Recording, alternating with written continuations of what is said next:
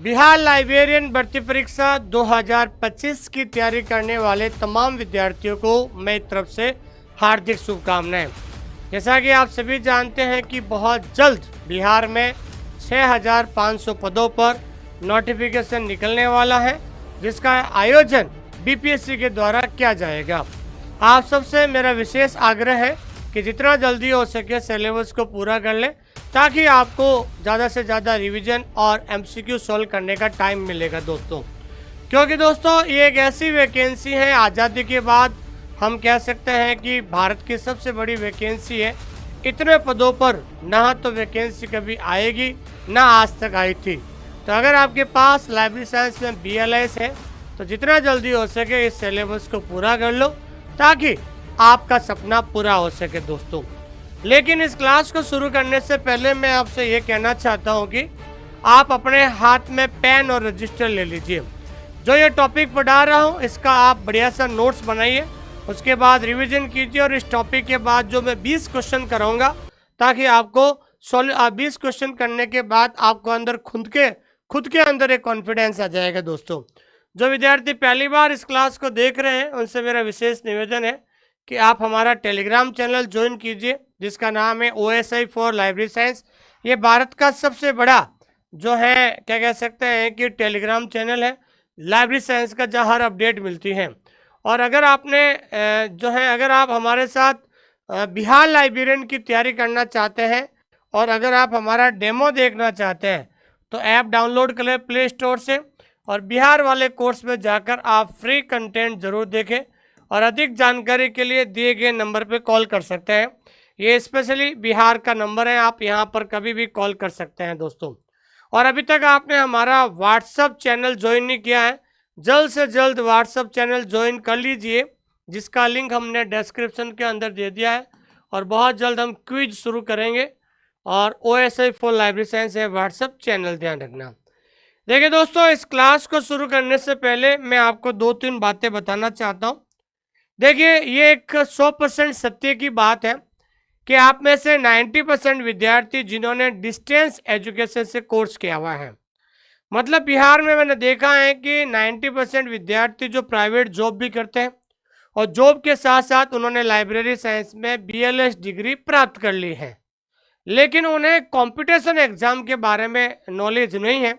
तो मैं आपको इस क्लास के माध्यम से इतना ही बताना चाहता हूँ कि आपको पता चले कि वास्तव में लाइब्रेरी साइंस क्या है, लाइब्रेरी साइंस को कैसे पढ़ा जाता है, लाइब्रेरी साइंस के नोट्स कैसे बनाए जाते हैं।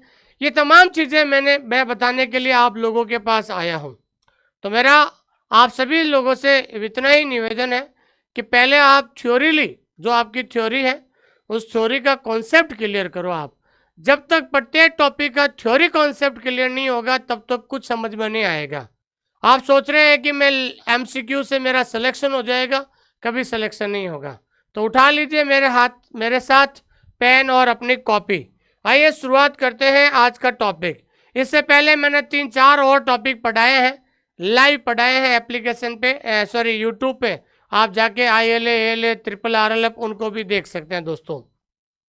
आइए टॉपिक शुरू करते हैं आज का हमारा, जिसका नाम है UDC।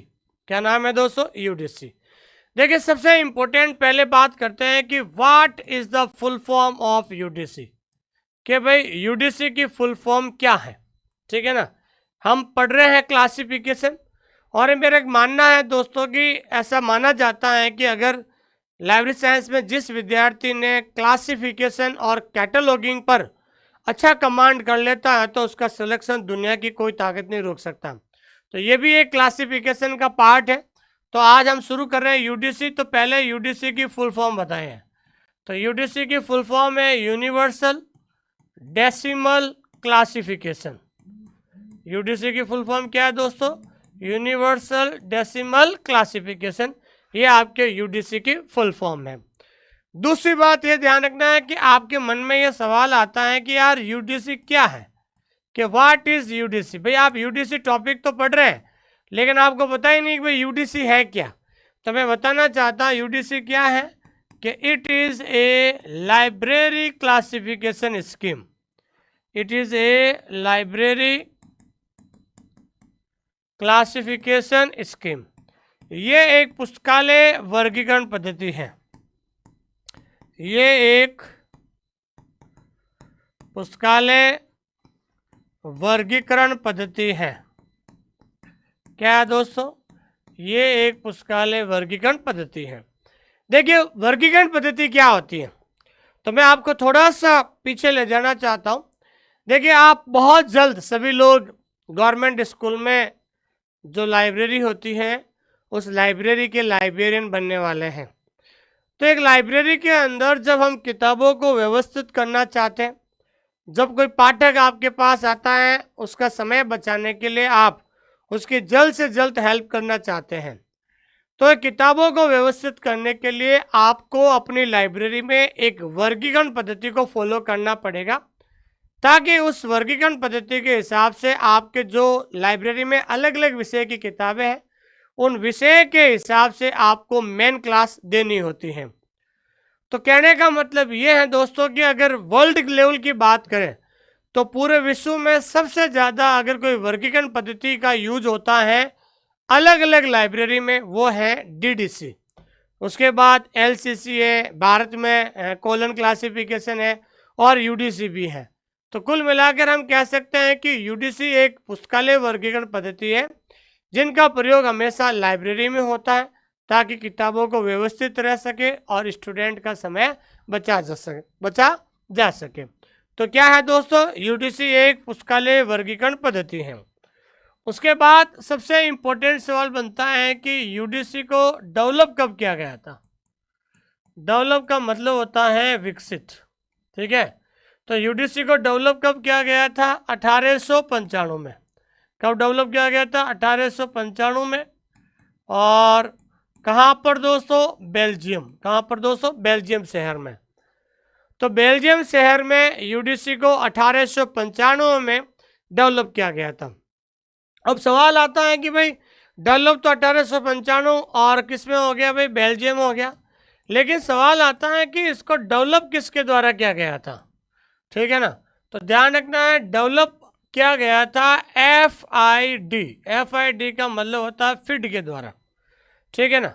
कई बार पूछा जाता है कि UDC was developed by, UDC develop किया गया था option A ILA, option B ALA UNESCO और ऑप्शन डी फिड। तो FID फिड के द्वारा डेवलप किया गया था। मतलब यूडीसी को पब्लिश करने का जो कॉपीराइट है वो कॉपीराइट किसके पास है? फिड के पास है, ठीक है। उसके बाद अगर हम बात करते हैं कि अगर पूछा जाता है कि डेवलप करने में कौन से दो व्यक्तियों का सहयोग रहा है, तो व्यक्ति का नाम पूछें तो पहला व्यक्ति है जिसका नाम है पॉल ऑटलेट। क्या नाम है दोस्तों? पॉल ऑटलेट। और दूसरा व्यक्ति का नाम है, पॉल ऑटलेट हो गया, दूसरा व्यक्ति का नाम है हेनरी लॉ फॉन्टेन। क्या नाम है दोस्तों? Henry law Fontaine. क्या नाम है? Henry law Fontaine. तो यूडीसी को डेवलप करने वाले दो व्यक्ति याद रखना है। कई बार पूछा जाता है कि पॉल ऑटलेट और हेनरी लॉ फॉन्टेन का संबंध किस वर्गीकरण पद्धति से है, तो किस वर्गीकरण पद्धति से है? यूडीसी से है। किससे है दोस्तों? यूडीसी से है, पहली बात तो। और दूसरा ध्यान रखना है, यूडीसी को डेवलप किसके द्वारा किया गया था? यूडीसी को डेवलप किया गया था FID। किसके द्वारा? FID फिड के द्वारा डेवलप किया गया था, ठीक है। अब सवाल ये पूछा जाता है कि भाई यूडीसी को पब्लिश करने का जो क्या कह सकते हैं कि अधिकार किसके पास है? फिड के पास है। किसके पास है? फिड के पास है। लेकिन 1992 से, ध्यान रखना है, 1992 से यूडीसी को प्रकाशित करने का कॉपीराइट यूडीसीसी के पास है। किसके पास है दोस्तों? यूडीसीसी के पास। तो यूडीसीसी का मतलब यहाँ पर होता है कंसोर्टिया। क्या होता है दोस्तों? कंसोर्टिया। तो कई बार पूछा जाता है परीक्षा के अंदर कि यूडीसी को वर्तमान में किसके द्वारा प्रकाशित किया जाता है, तो वर्तमान में ध्यान रखना है किसके द्वारा प्रकाशित किया जाता है? यूडीसीसी के द्वारा प्रकाशित किया जाता है।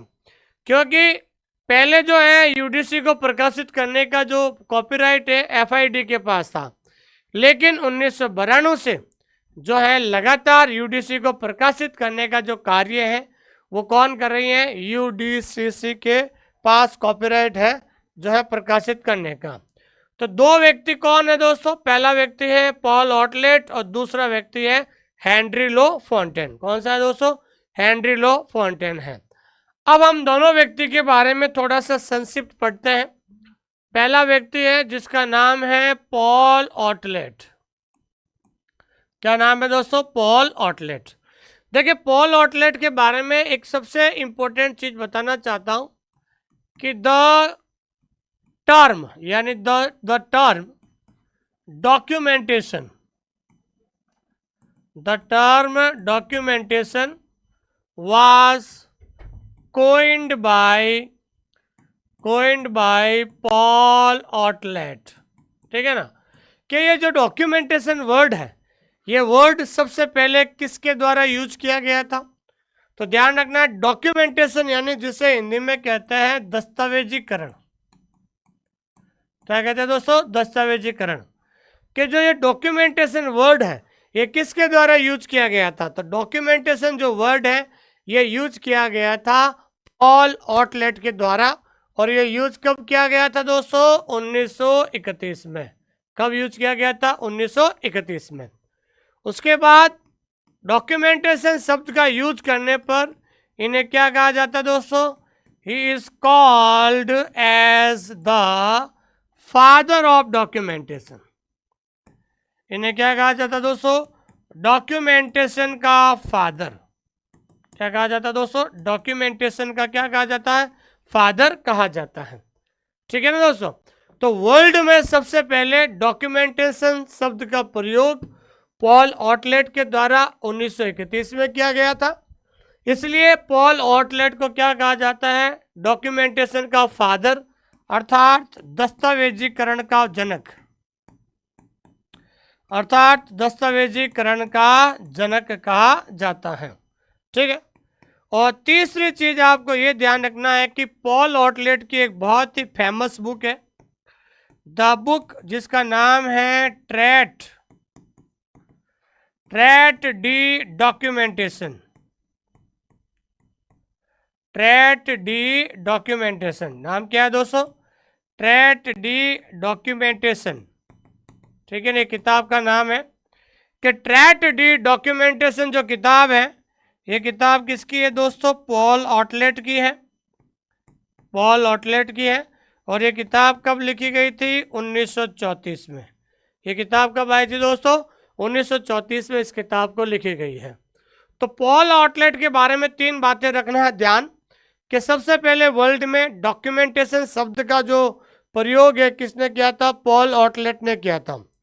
दूसरी बात ध्यान रखना, इसलिए इसे डॉक्यूमेंटेशन का जनक कहा जाता है। तीसरा, इनकी एक फेमस किताब है ट्रैट डी डॉक्यूमेंटेशन। ये किताब उनके द्वारा 1934 में लिखी गई थी।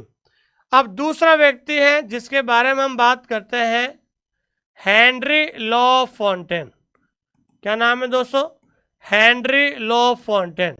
इनके बारे में बात करते हैं तो इनसे संबंधित एक सवाल आता है कि हेनरी लो फॉन्टेन को ध्यान रखना है नोबेल पुरस्कार कब मिला था, तो ध्यान रखना है हेनरी लो फॉन्टेन को नोबेल पुरस्कार मिला था 1913 में। कब मिला था दोस्तों, 1913 के अंदर मिला था। तो ध्यान रखना है हेनरी लो फॉन्टेन को नोबेल पुरस्कार 1913 में मिला था, ये आपको विशेष ध्यान रखना है। ठीक है। अब यहाँ पर विद्यार्थी कंफ्यूजन भी होते हैं कि सर डॉक्यूमेंटेशन शब्द का प्रयोग तो पॉल ऑटलेट के द्वारा जो है यूज किया गया था, लेकिन एक मैं अलग से बताना हूँ, एक ध्यान रखना किताब का भी नाम है। ठीक है ना, एक डॉक्यूमेंटेशन, ध्यान रखना एक डॉक्यूमेंटेशन क्या है दोस्तों, किताब भी है। उस किताब को किसके द्वारा लिखा गया था, तो ध्यान रखना उस किताब को लिखा गया था B.S. ब्रेड, क्या कहते हैं, डॉक्यूमेंटेशन नाम की जो किताब है उस किताब को लिखा गया था S.C. ब्रेडफोर्ड के द्वारा और 1948 में। कब लिखा गया था? 1948 में लिखा गया था।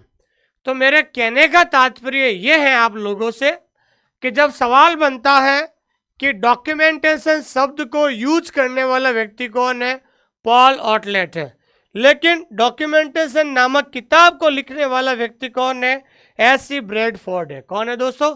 एस.सी. ब्रैडफोर्ड है। अगर किसी विद्यार्थी को लगता है कि मैं ये चीज़ें हिंदी में लिखूं तो शायद हो सकता है कि वो मेरी सबसे बड़ी मूर्खता होगी, क्योंकि अगर आप नॉर्मल इंग्लिश को समझ नहीं पा रहे हैं तो फिर आप मेन एग्जाम के अंदर, आप कभी भी परीक्षा के अंदर पास नहीं हो सकते हैं। इसलिए मेरा विशेष निवेदन है कि आप लिखिए इसको। डॉक्यूमेंट लिखना क्या है, डॉक्यूमेंटेशन नामक किताब उसको एस.सी. ब्रैडफोर्ड के द्वारा लिखा गया। हर चीज़ में आप हिंदी मत लगाइए। आप अगर आपको लगता है कि मैं शुद्ध हिंदी में पढ़ूंगा और शुद्ध हिंदी में मैं और जो है ऑब्जेक्टिव निकालूंगा तो मेरा सिलेक्शन हो जाएगा, तो मैं बता देता हूँ, जिसने शुद्ध हिंदी में थ्योरी पढ़ी और शुद्ध हिंदी में अगर आपने ऑब्जेक्टिव किताब पढ़ी तो आपका सिलेक्शन नहीं हो सकता है। ये लाइब्रेरी साइंस है। तो इसलिए मैं सभी से लोगों से ये कह रहा हूँ कि आप मेरे साथ एक बार नोट्स बनाने की जो कला सीखिए। मैं आपको लाइब्रेरी साइंस पढ़ाना सिखाना चाहता हूँ। मैं देखो, मेरा उद्देश्य कभी कोर्स बेचने का राह नहीं है। मैं आज भी कहता हूँ कि मेरे अलावा बहुत सारे इस यूट्यूब पर पढ़ाते हैं, लेकिन जिस टीचर की भाषा आपको समझ में आती है उस टीचर के मार्गदर्शन में पढ़िए। लेकिन कुछ जो इस यूट्यूब पर टीचर पढ़ाते हैं, 4-5 क्लास मेरी देखिए, 4-5 क्लास दूसरे टीचर की देखिए, और कोर्स खरीदने से पहले आप उस टीचर का एप्लीकेशन डाउनलोड करें और एप्लीकेशन के अंदर जाकर डेमो क्लास जरूर देखें। वहां आपको पता चलेगा कि वो एप्लीकेशन में कैसे पढ़ाते हैं। यूट्यूब पर तो बहुत बड़ी बड़ी बातें सब कर लेंगे, मैं ऐसा करता हूँ, मैं ऐसा करता हूँ, लेकिन आपको एप्लीकेशन में जाके डेमो देखना है, उसको कंटेंट को देखना है, और वो कंटेंट दूसरे टीचर से आपको कंपैरिजन करना है। जब आपकी आत्मा संतुष्ट हो जाती है, उस टीचर के आप अंडर में पढ़ सकते हैं दोस्तों। ठीक है दोस्तों, ये चीज़ ध्यान रखना है। उसके बाद हम बात करते हैं कि यूडीसी के वर्तमान में कितने एडिशन हैं। तो ध्यान रखना है कि यूडीसी के वर्तमान में यूडीसी को कितने संस्करणों में प्रकाशित किया गया है दोस्तों। तो यूडीसी के कितने संस्करण हैं? एडिशन। एडिशन को हिंदी में क्या कहते हैं दोस्तों? संस्करण कहते हैं। तो यूडीसी के 7 संस्करण हैं, 4 तो कंप्लीट है। क्या है दोस्तों? 4 है कंप्लीट, ध्यान रखना।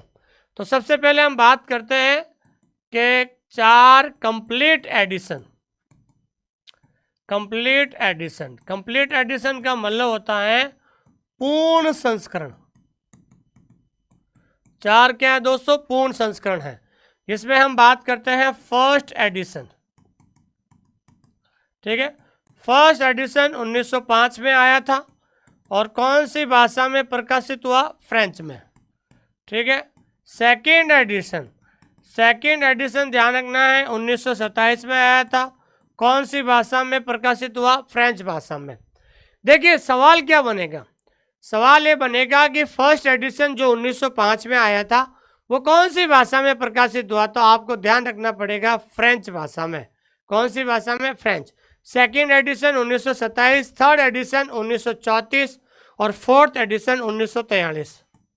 ठीक है, थर्ड एडिशन, तो थर्ड एडिशन कब आया था? 1934 में। ठीक है, और फोर्थ एडिशन, तो ध्यान रखना है कि फोर्थ एडिशन कब आया था? 1943 में। तो थर्ड एडिशन आपको ध्यान रखना है कि जर्मन भाषा में प्रकाशित किया गया, और फोर्थ एडिशन जो है वो इंग्लिश भाषा में प्रकाशित किया गया था। कई बार पूछा जाता है कि यूडीसी का पहला अंग्रेजी में प्रकाशित होने वाला एडिशन कौन सा है? तो अंग्रेजी में प्रकाशित होने वाला पहला एडिशन कौन सा है यूडीसी का? वो चौथा एडिशन है। कौन सा है दोस्तों? वो चौथा एडिशन है, ध्यान रखना। तो आपको ये चारों याद रखने पड़ेंगे। तो कई बार पूछा जाता है कि फर्स्ट एडिशन कब आया और कौन सी भाषा में प्रकाशित हुआ है। तो ये क्या है दोस्तों? 7 एडिशन होते हैं, जिसमें 4 क्या है? कंप्लीट एडिशन है, पूर्ण संस्करण है। अब हम बात करते हैं बाकी के जो 3 एवरेज एडिशन।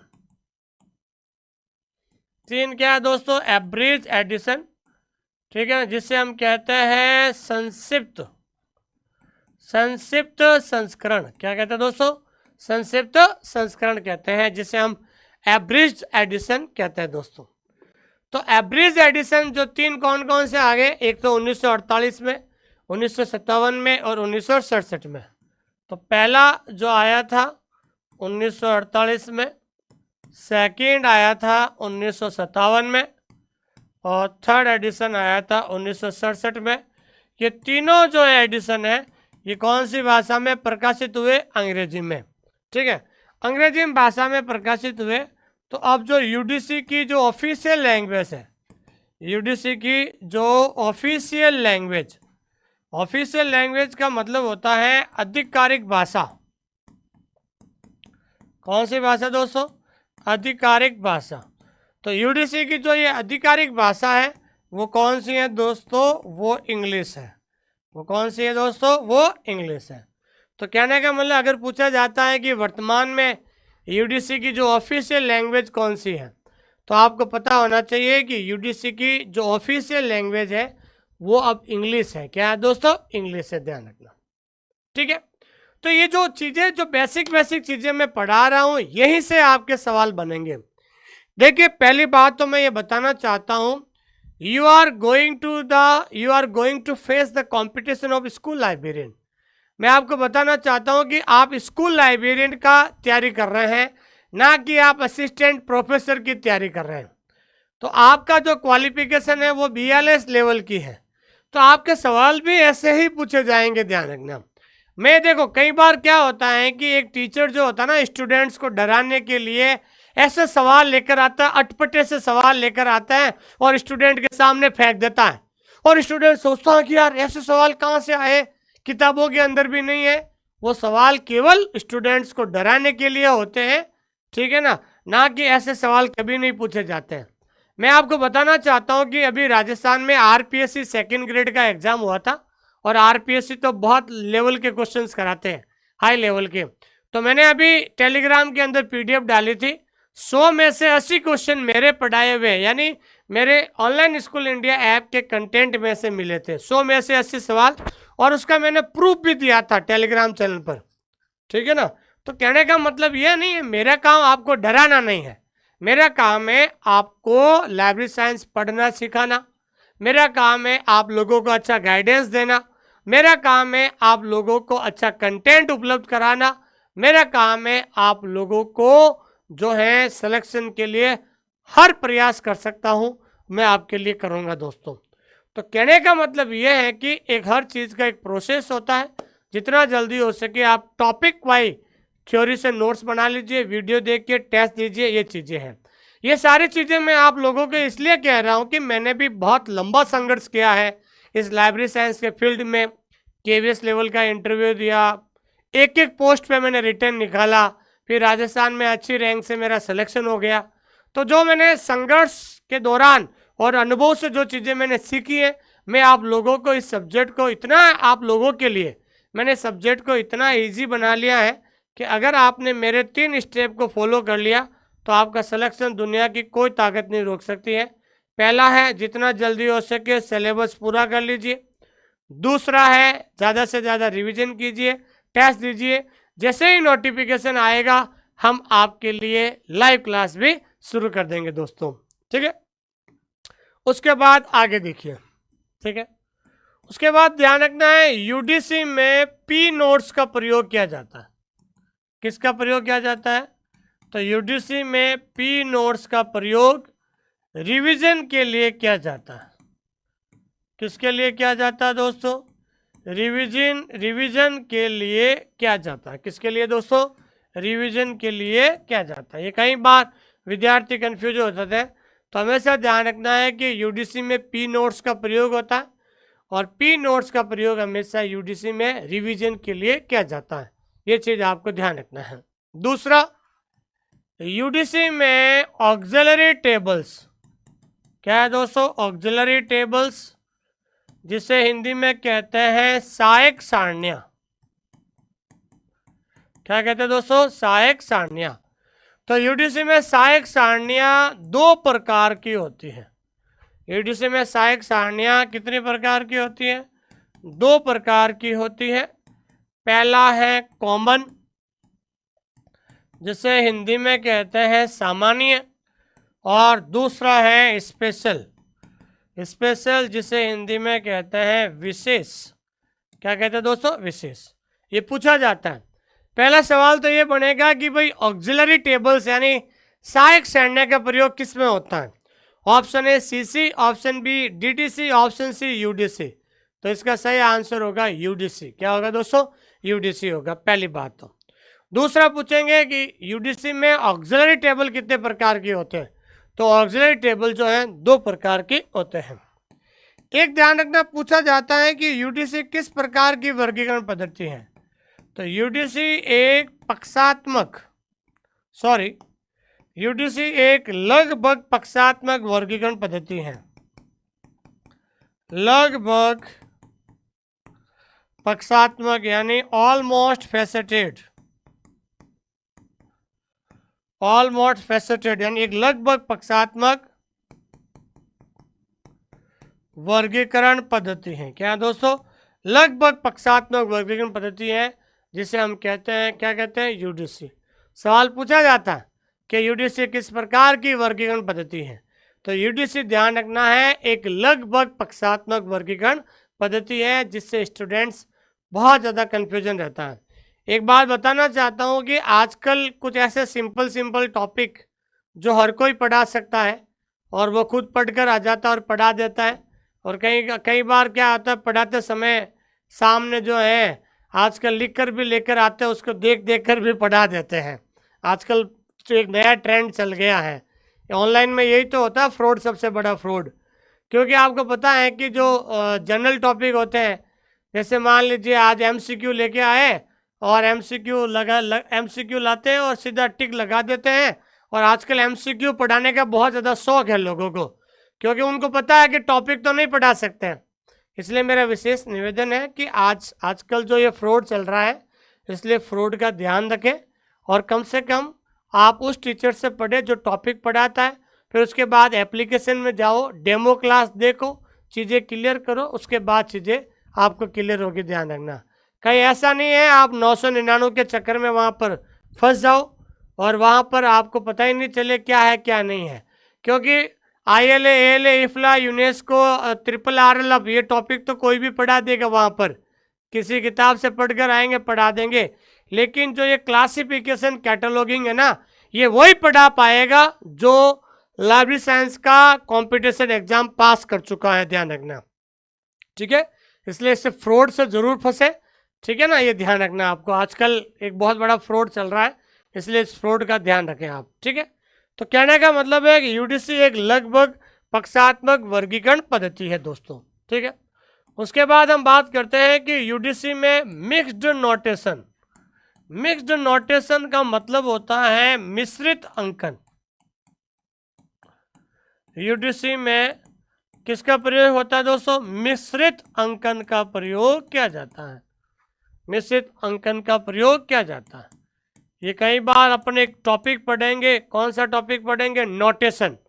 नोटेशन का मतलब होता है अंकन। क्या अंकन 2 प्रकार के होते हैं, एक तो होता है प्योर नोटेशन यानी शुद्ध अंकन, एक होता है मिक्स्ड नोटेशन का मतलब होता है मिश्रित अंकन होता है। तो आपको बता दूं, यूडीसी में ध्यान रखना मिश्रित अंकन का मतलब ये होता है कि जब हम मेन क्लास के अंदर विषय को मेन क्लास देते हैं तो अलग अलग चिन्हों का प्रयोग किया जाता है। तो यूडीसी में भी हमेशा ध्यान रखना है मिक्स्ड नोटेशन का प्रयोग होता है दोस्तों, ठीक है? अब सबसे इंपॉर्टेंट चीज ये होती है, परीक्षा के अंदर विद्यार्थी इतना कंफ्यूजन हो जाता है कि अरे यार कैसे पढ़े। अब आपको पता है ना, आप भी लोग जो है यूट्यूब पर बहुत सारे टीचर पढ़ा रहे हैं, कुछ बिहार के भी पढ़ा रहे हैं, कुछ और भी पढ़ा रहे हैं, ठीक है ना? लेकिन पहले किसी भी टीचर का कोर्स लेने से पहले देखो कि टीचर कौन है, क्या वो खुद लाइब्रेरियन है, क्या खुद वो सेलेक्टेड है, ठीक है ना? अब आजकल क्या हो गया, एक फैशन हो गया है, शुरू में 4-5 टॉपिक ऐसे पढ़ाएंगे क्योंकि वो इजी टॉपिक होते हैं, 4 किताब पढ़ के वो पढ़ा देगा। लेकिन ध्यान रखना है कि जो टीचर जो सेलेक्टेड नहीं है या फिर जिसने कंपटीशन एग्जाम नहीं दिया है, वो लोग मैनेजमेंट सही ढंग से नहीं पढ़ा पाएंगे, क्लासिफिकेशन नहीं पढ़ा पाएंगे, कैटलॉगिंग नहीं पढ़ा पाएंगे। ये ध्यान रखना आपको। ILA, ALA, ट्रिपल अप, ये क्या रटने वाली चीज़ें होती है, वो तो आसानी से पढ़ा सकते हैं। इसलिए जो आजकल यूट्यूब पर जो करवा रहे हैं आपके जो हैं क्या बोलते हैं कि MCQ करवा रहे हैं, उनसे थोड़ा सावधान रहिए। उनको बोलो कि भाई टॉपिक पढ़ाएं बढ़िया सा, जैसे मैं पढ़ा रहा हूँ, ताकि आप आपस में कंपैरिजन करें दोस्तों। ठीक है दोस्तों, तो मैं आपको इतना ही कहना चाहता हूँ। आप इस आपको समझाया है, मैं ये नहीं कह रहा हूँ कि आप मेरे से पढ़ें, लेकिन एक बार मेरा एप्लीकेशन डाउनलोड करें और एप्लीकेशन में डेमो क्लास ज़रूर देखें दोस्तों। ठीक है, अब मैं बताना चाहता हूँ UDC किस पर आधारित है। तो ध्यान रखना है, UDC DDC के 5वें एडिशन, UDC DDC के 5वें एडिशन पर आधारित है। किस पर आधारित है दोस्तों? UDC DDC के 5वें एडिशन पर आधारित है।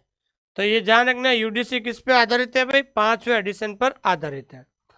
अब हम बात करते हैं कि UDC के अंदर बहुत सारे सिंबल्स का प्रयोग होता है।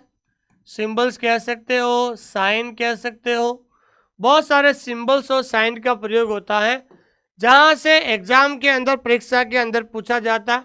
सिंबल्स हो गया, साइंस हो गया, या फिर हम कह सकते हैं बहुत सारे नंबर्स का भी प्रयोग होता है। तो आपको ये ध्यान रखना है। अभी NVS में सवाल पूछा गया था कि डबल कॉलन, इसको क्या कहते हैं दोस्तों? Double colon. तो डबल कॉलन का प्रयोग किसके लिए होता है? जो है फिक्स्ड ऑर्डरिंग के लिए। ये सवाल कई बार परीक्षा के अंदर पूछा जाता है कि डबल कॉलन का प्रयोग किस लिए होता है? फिक्स्ड ऑर्डरिंग या ऑर्डर फिक्सिंग के लिए। उल्टा लिख दिया मैंने, ठीक है ना। तो डबल कॉलन का प्रयोग किसके लिए होता है? तो आपको बताना होना चाहिए, ऑर्डर फिक्सिंग के लिए होता है। किसके लिए होता है? ऑर्डर फिक्सिंग के लिए। दूसरा होता है कॉलन। तो कॉलन का प्रयोग किसके लिए होता है? Simple relation. किसके लिए होता है दोस्तों? सिंपल रिलेशन के लिए। तीसरा है डबल इन्वर्टेड कॉमा। तो डबल इन्वर्टेड कॉमा का प्रयोग किसके लिए होता है? टाइम के लिए। चौथा है प्लस। प्लस का प्रयोग होता है नॉन कॉन्जिक्यूटिव,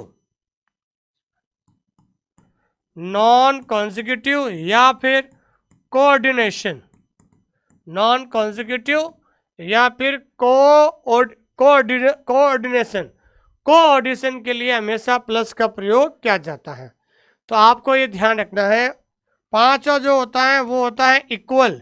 इक्वल के लिए किसका प्रयोग होता है? इक्वल लैंग्वेज के लिए प्रयोग होता है। अगर उसी इक्वल को आप ब्रैकेट में कर देते हैं, तो ब्रैकेट में कर देते हैं तो वो ध्यान रखना है इथनिक, रेस एंड नेशनलिटी के लिए प्रयोग में होता है, ध्यान रखना। ठीक है, तो ये सिंबल है, ये हमेशा परीक्षा के अंदर पूछा जाता है।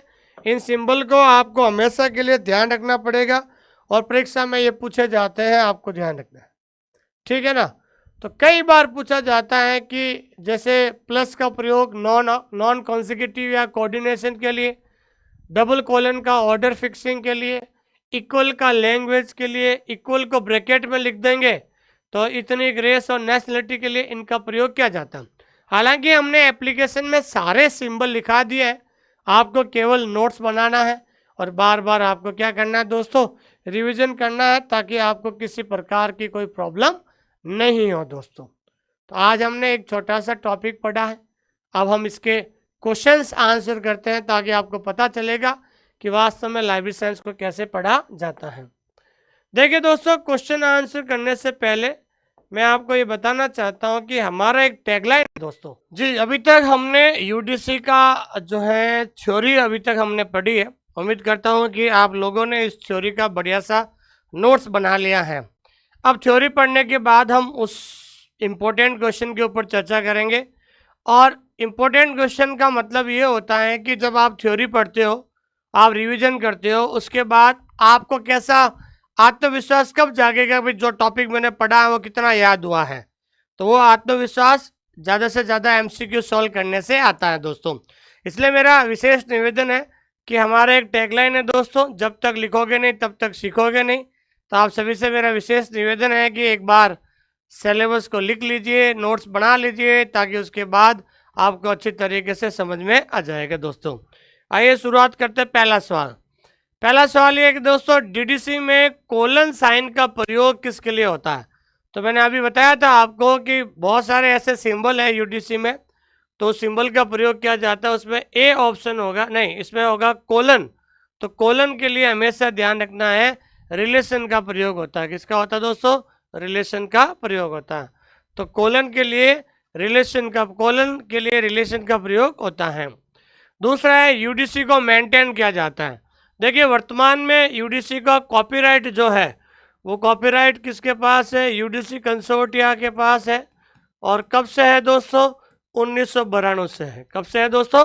1992 से जो है यूडीसी को पब्लिश करने का, यूडीसी को मैनेज करने का, यूडीसी को मेंटेन करने का जो क्या कह सकते हैं कि जो है वो यूडीसी कंसोर्टिया के पास है। ठीक है। यूडीसी में टाइम के लिए बहुत इंपॉर्टेंट है, मैंने अभी बताया था। टाइम के लिए कौन सा सिंबल का प्रयोग करते हैं? तो आपको पता होना चाहिए टाइम के लिए डबल इन्वर्टेड कॉमा। ये सवाल 100% परीक्षा के अंदर पूछा जाता है, इसलिए आपको ध्यान रखना है, इसको जो है बहुत ज़्यादा गहराई से पढ़ना है। यूडीसी के पहले अंग्रेजी संस्करण को किस नाम से जाना जाता है? मैंने आपको कहा था यूडीसी के 7 एडिशन है, 4 है कंप्लीट। उसमें से जो है कौन सा एडिशन जो है पहला इंग्लिश में आया था? तो पहला इंग्लिश में एडिशन कौन सा आया था? 4th एडिशन आया था। कौन सा आया था दोस्तों? 4th एडिशन आया था। ठीक है। और कौन सा संगठन जो है डेवलपमेंट ऑफ यूडीसी, यूडीसी को पब्लिश करने का जो है, यूडीसी को डेवलप करने का कौन सा संगठन है दोस्तों? एफआईडी। आपको पता है मैंने बताया था कि यूडीसी को 1895 में डेवलप किया गया था एफआईडी के द्वारा, लेकिन 1992 के बाद इसको डेवलप करना, मैनेज करना, मेंटेन करना, पब्लिश करना, ये सारा ठेका यूडीसी के पास चला गया था। अब यूडीसी से जुड़ी हुई बातें कौन कौन सी हैं? एक तो ये लगभग पक्षात्मक पद्धति है। ये क्या है दोस्तों? लगभग पक्षात्मक पद्धति है, एक तो ये ध्यान रखना। और दूसरा क्या है? एक तो दूसरा पॉल आउटलेट और हेनरी लॉ फॉन्टेन है। तो दोनों ए और बी। तो ए और बी कौन सा है जी? तो ए बी आर करेक्ट, तो ए ऑप्शन हो जाएगा। ठीक है ना। एक तो यूडीसी लगभग पक्षात्मक वर्गीकरण पद्धति है, और यूडीसी का संबंध पॉल आउटलेट और हेनरी लॉ फॉन्टेन से है जी। यूडीसी एक उदाहरण है। तो यूडीसी किसका उदाहरण है दोस्तों? लगभग पक्षात्मक वर्गीकरण का। आपसे मेरा विशेष निवेदन है कि आप सभी लोग आंसर जरूर दीजिए, ताकि आपको पता चलेगा वास्तव में लाइब्रेरी साइंस को कैसे पढ़ा जाता है। तो लगभग पक्षात्मक वर्गीकरण पद्धति है। UDC DDC UDC decimal classification was published in the year.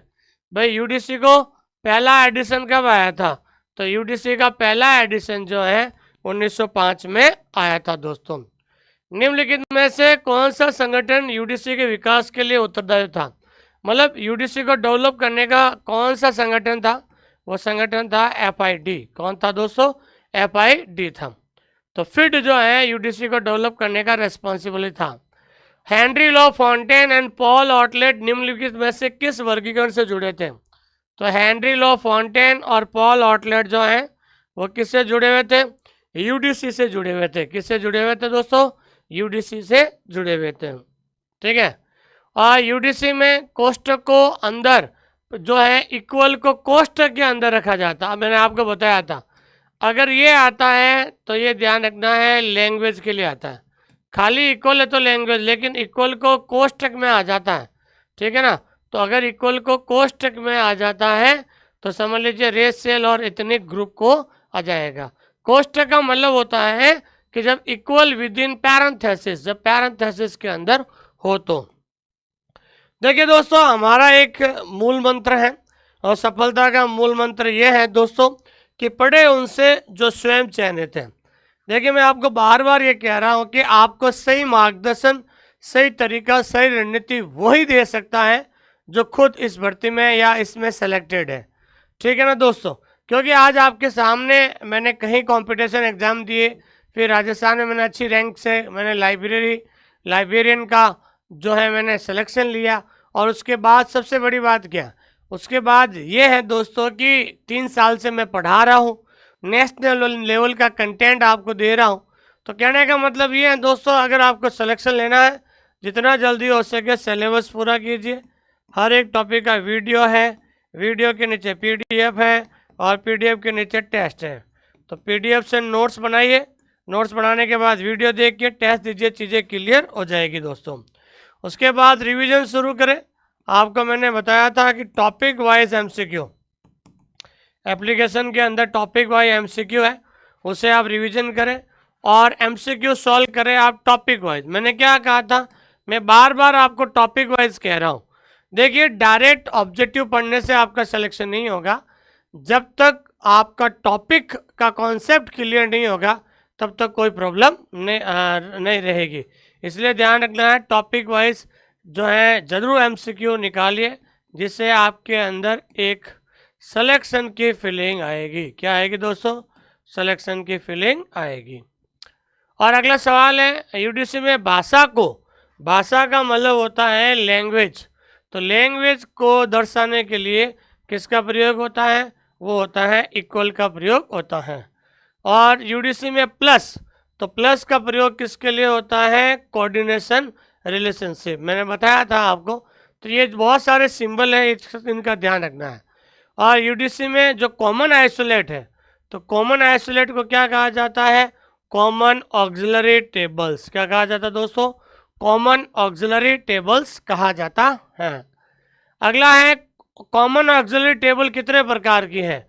तो मैंने आपको बताया था कि कॉमन ऑक्सिलरी टेबल जो है दो प्रकार की है। पहला है कॉमन और दूसरा कौन सा है? स्पेशल। कौन सा है दोस्तों? स्पेशल है, ध्यान रखना। तीसरा है, who is the author of the book trait D documentation. तो ट्रेट डी डॉक्यूमेंटेशन किसकी किताब है? पॉल ऑटलेट की किताब है और इस किताब को 1934 में लिखा गया था। यूडीसी में पी नोट्स का प्रयोग किया जाता है। तो पी नोट्स का प्रयोग किसके लिए किया जाता है दोस्तों? रिवीजन के लिए किया जाता है। किस लिए किया जाता है दोस्तों? रिवीजन के लिए किया जाता है। और डॉक्यूमेंटेशन का जनक, तो डॉक्यूमेंटेशन का जनक किसे कहा जाता है? पॉल ऑटलेट को कहा जाता है। मैंने शुरुआत में ही बताया था, पॉल ऑटलेट को डॉक्यूमेंटेशन का जनक कहा जाता है। देखिए दोस्तों, अगर आप हमारे साथ तैयारी करना चाहते हैं तो हमने स्पेशली बिहार का जो कोर्स है आपको बेस्ट कंटेंट दे रहे हैं दोस्तों। अगर आपको विश्वास नहीं हो रहा है, एप्लीकेशन डाउनलोड करें और डेमो क्लास ज़रूर देखिए। आपको 4000 की जगह आपको 1599 आपको ये कोर्स मिल जाएगा और बेस्ट कंटेंट है। आपको लाइव क्लास बहुत जल्द शुरू करेंगे, तब तक आप सिलेबस पूरा कर लीजिए। ये पेपर 2 है, यहाँ से आपको हर टॉपिक का वीडियो पीडीएफ टेस्ट मिलेगा और यहाँ से आप नोट्स बना सकते हैं। और अभी तक जिन्होंने ये किताब नहीं मंगाई है, ये तीनों किताब मंगा लीजिए। ये तीनों किताब PY क्वेश्चन पर आधारित है। इस किताब की सबसे बड़ी बात यह है कि ये किताब क्या है दोस्तों? बायलिंगुअल है। बायलिंगुअल का मतलब होता है हिंदी और अंग्रेजी। और सबसे इम्पोर्टेंट है कि आप किताबों को ऑर्डर देने के लिए, अगर आप आज भी किताब को ऑर्डर देते हो तो अगले 7 से 10 दिन में आपके घर तक पहुंच जाएगी। इसकी वेबसाइट है राजदेव बुक डिपो, यहाँ पर जाइए और मेरा नाम सर्च करना, आपको किताबें मिल जाएगी। अधिक जानकारी के लिए 8949992361 8949089504। ठीक है ना, 8949992361 8949089504। इस नंबर पे आप कभी भी कॉल या मैसेज कर सकते हैं। क्लास कैसी लगी है ज़रूर कमेंट कीजिए लास्ट में। देखिए, कम से कम मैं आपको इतना अच्छा कंटेंट दे रहा हूँ। देखिए, मैं इस क्लास के माध्यम से बताना चाहता हूँ कि डायरेक्ट ऑब्जेक्टिव पढ़ने से, डायरेक्ट MCQ करवाने से और पढ़ने से, देखने से वीडियो कभी सिलेक्शन नहीं होगा। आजकल एक फैशन हो गया है, यूट्यूब पर नए नए जो है टीचर जाग रहे हैं, सीधा आते हैं 20 क्वेश्चन करवाते हैं और चले जाते हैं। देखिए, खाली ऑब्जेक्टिव पढ़ने से कुछ नहीं होगा। जब तक आप थ्योरेटिकल और टॉपिक वाइज कॉन्सेप्ट क्लियर नहीं होगा तब तक कुछ नहीं होने वाला है। इसलिए थोड़ा सावधान रहिए और एप्लीकेशन में जाके मेरा डेमो देखिए, ताकि आपको पता चलेगा कि वास्तव में लाइब्रेरी साइंस को कैसे पढ़ा जाता है, कैसे तैयार किया जाता है। ठीक है दोस्तों, थैंक यू वेरी मच। बहुत बहुत धन्यवाद आप सभी लोगों का, थैंक यू। और थैंक यू दिल से कि आपने इस चैनल को इतना बड़ा बनाया है, उसके लिए बहुत बहुत धन्यवाद आपका।